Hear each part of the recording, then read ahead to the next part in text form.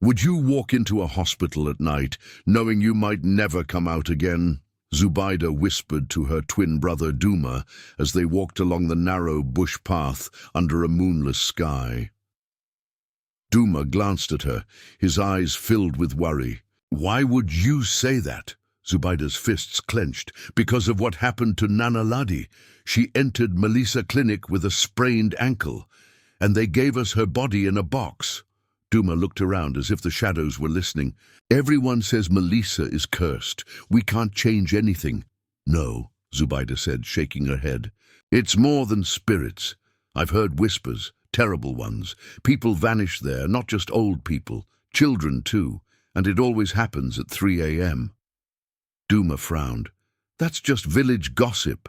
We're not kids anymore. Zubaida stepped closer. Please, I need to know the truth. Help me.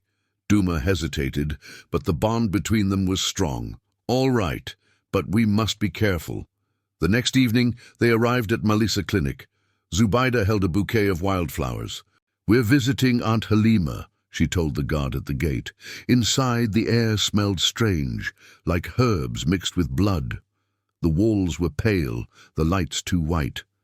Doctors and nurses moved stiffly, like puppets on invisible strings. Nurse noticed them. Who are you looking for? Zubaida smiled. Our aunt. Room 14, the nurse pointed. Make it quick. No one stays after midnight. Then, in a whisper, she added, for your own safety. As she turned, Duma whispered, Did you hear that? Zubaida nodded. Something's wrong here.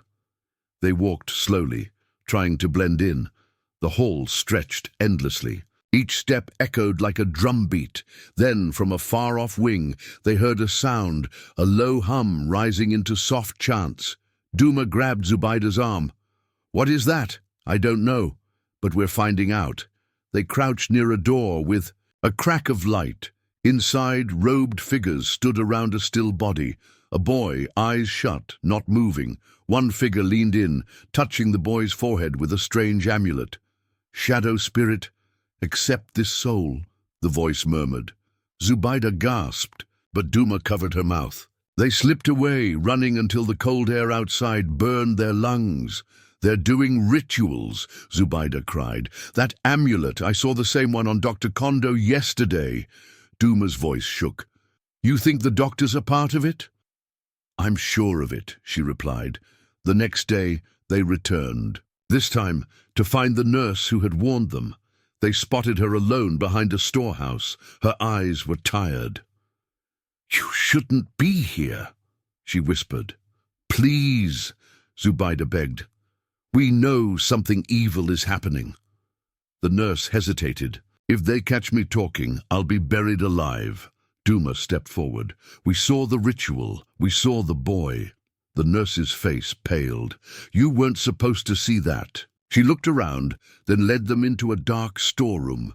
They call themselves the Night Brethren, she said. They wear white coats, not black robes, but they're not healers. Why 3 a.m.? Zubaida asked. Because that's when the spirits listen best. The doctors make the patients sleep, and the witches steal their souls. Sometimes they sell the bodies too.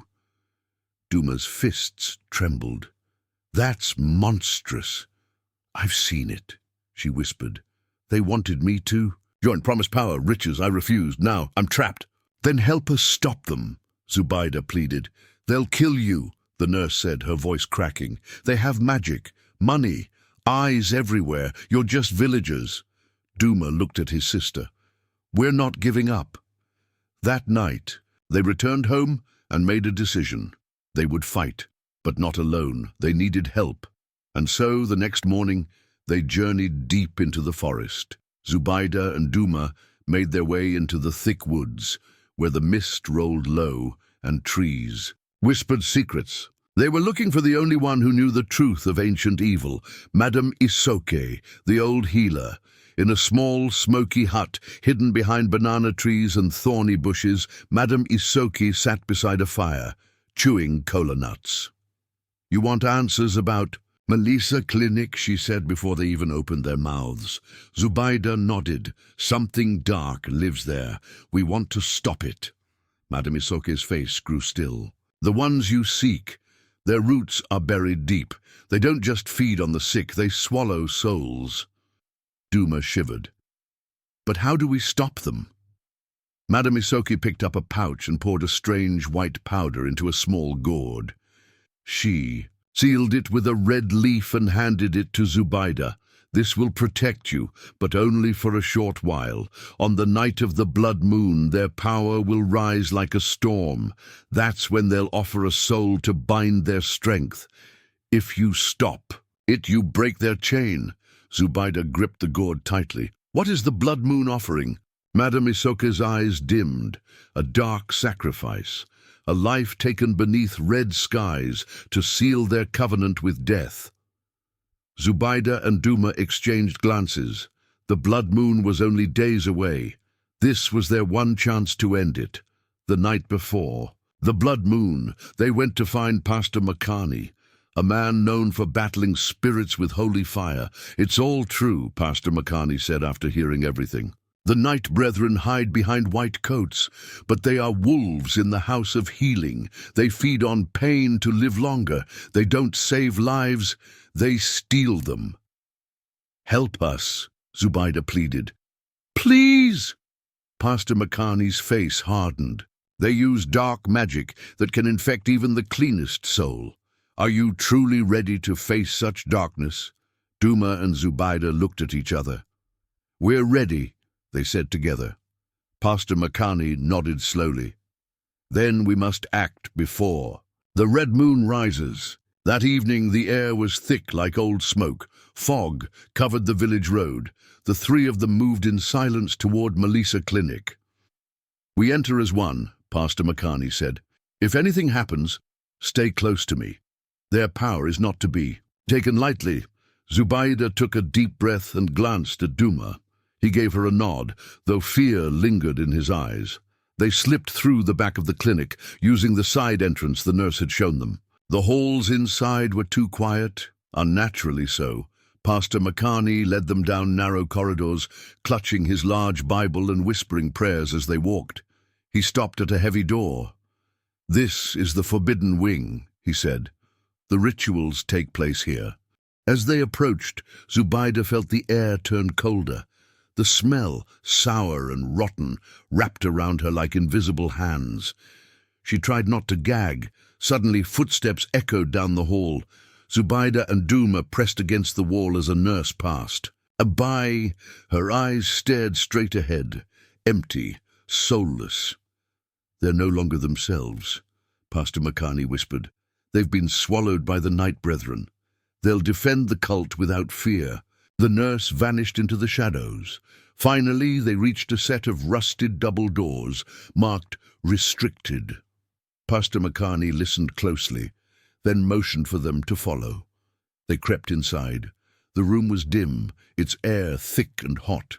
Surgical beds lined the walls, and strange jars glowed in the dark.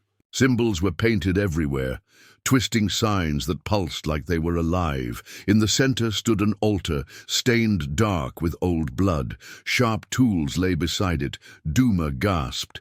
They're using the hospital as a shrine, he whispered. It's not healing, it's sacrifice. Pastor Makani walked up to the altar, tracing the marks with his fingers. These are not symbols of medicine. These are ancient witch signs. They kill the weak to steal their years. Zubaida's stomach turned. How many had died here? How can they be so cruel? She whispered. Because evil is greedy, Pastor Makani said. It feeds on those too weak to fight back. Then a voice rang out from the shadows. And what do you think you're doing here?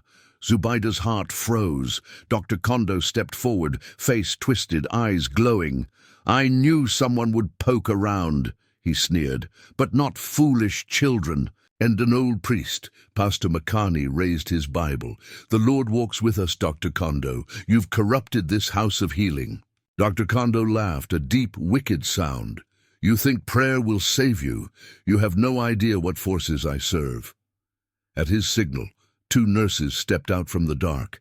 their movements stiff and strange. Zubaida stepped back. The nurses moved. Toward her, arms out like dolls on strings, Duma grabbed a metal tray and swung it at them. "Stay back!" The nurses didn't flinch. They kept coming, eyes lifeless. Pastor Makani lifted his voice. "Let light chase the darkness. By God's power I cast you out," his voice thundered. The nurses stopped. They groaned and grabbed their heads, shaking. Dr. Kondo snarled. "Enough! Spirits of the night, protect your servant!" A dark mist began to leak from the walls, swirling like smoke with eyes. Zubaida gasped as the cold crept into her lungs. She couldn't breathe. Then Pastor Makani raised the Bible high. "In the name of the Almighty, I command you, leave this place." A brilliant light burst from the book, slicing through the mist. The shadows screamed and vanished. Dr. Kondo stumbled back, his face now pale with fear. "You don't understand," he cried. "They'll kill me if I fail." Duma stepped forward. "You've killed enough. Now face your end." Dr. Kondo's face twisted with rage. "You think this is over? I gave up everything for this power." He turned and ran, disappearing through a hidden door. Zubaida started to follow, but Pastor Makani stopped her. "No," he said. "We need the law. His power is broken tonight, but he's still dangerous." Zubaida nodded, her chest heavy. She knew the battle was not fully over. The next morning, they went to the police. At first, the officers laughed, but when Pastor Makani showed them the markings, the tools, the amulet, they grew silent. That night, the police stormed Malisa Clinic. They caught several members of the Night Brethren. Some were nurses, some were doctors. The curse was lifted from the ones who had been forced to serve, but Dr. Kondo was gone. He had vanished like smoke, and Zubaida knew he would return one day. Weeks later, Malisa Clinic was shut down forever. People said you could still hear cries in its walls. Mothers warned their children, "Never go near that place, especially under a red moon." As they walked past the empty clinic, Duma asked, "Do you think it's truly over?" Zubaida sighed. "I don't know, but if we stay ready, they'll never rise again. Evil hides in places we trust most, but even the smallest voices can bring it to light. Courage is not about power, it's about standing for what's right, even when you're afraid." Dear besties, if this story touched your heart, please give it a thumbs up. And if you've ever witnessed something strange or unexplainable, share it in the comments below. Don't forget to subscribe for more powerful African stories. Until next time, stay safe and stay strong.